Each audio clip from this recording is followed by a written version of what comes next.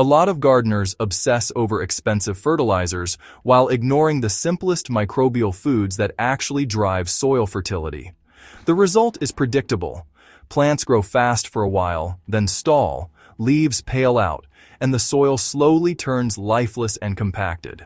The truth is that feeding plants directly isn't the real job. Feeding the soil biology is. When that ecosystem is active, plants practically feed themselves. That's exactly why I started experimenting with pulverized rice. Not cooked rice. Not leftover rice tossed into the compost. I'm talking about dry rice ground into a fine powder and used as a targeted microbial food source in soil and even hydroponic systems. And the results were so dramatic in one section of my garden that it honestly caught me off guard. Growth rates jumped, soil structure improved within weeks, and the beds where I applied it held moisture better and produced noticeably heavier harvests. But there's a right way and a wrong way to use it, because dumping raw rice into soil without understanding what it's doing can create the opposite effect. So let's break down exactly what's happening here and how to use it properly.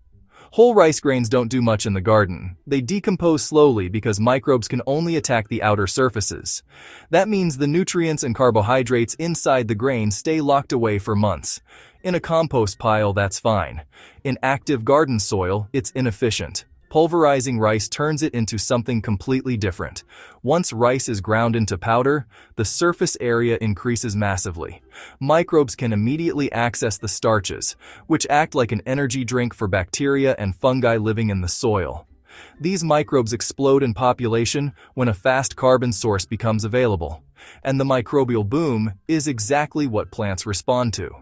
As microbes metabolize the starches in rice powder, they release nutrients that were already present in the soil but locked up in mineral form. Nitrogen, phosphorus, potassium, calcium, and trace minerals start cycling faster. The plant roots don't suddenly get nutrients from the rice itself. They get nutrients from the microbial activity the rice triggers. That distinction matters. Rice powder is not a fertilizer. It's a microbial fuel.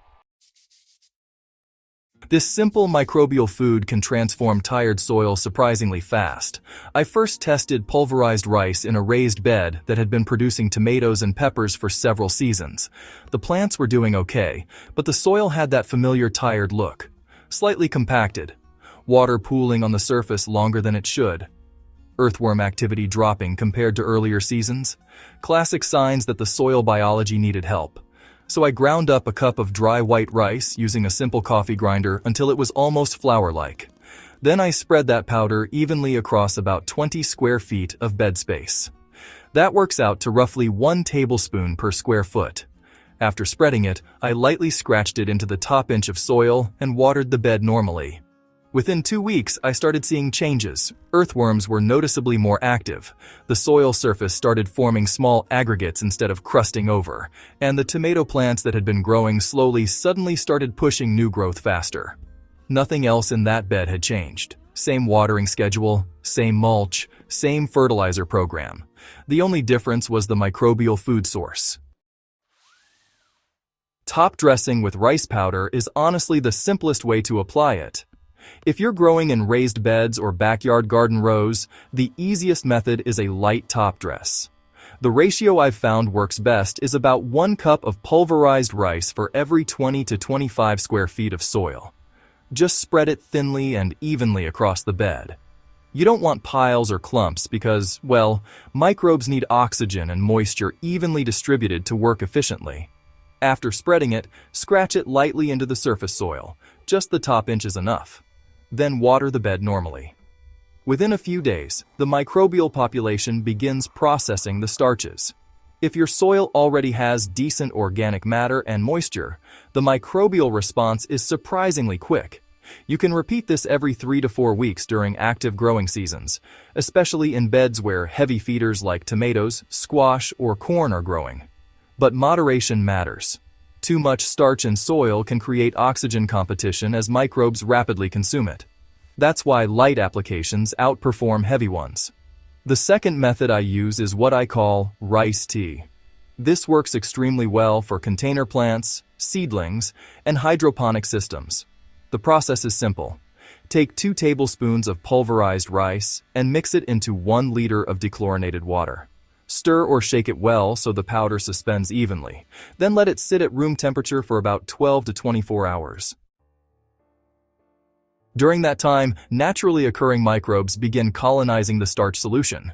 The mixture turns slightly cloudy, and that's exactly what you want. Before applying it, stir the mixture again and dilute it further by adding that liter of rice tea into about 4 liters of water. Now you have a mild microbial stimulant you can water directly into soil or use as a root drench. In hydroponic systems, I use it very sparingly. About 50 to 100 milliliters of diluted rice tea per gallon of reservoir water is enough to encourage beneficial microbial activity without creating sludge or biofilm buildup. Used once every 2 weeks, it noticeably improves root vigor in systems that incorporate beneficial microbes. The growth comparison in my garden made the difference obvious. I tested this method side by side in 2 identical raised beds growing bush beans and zucchini. One bed received the rice powder top dressing every 3 weeks.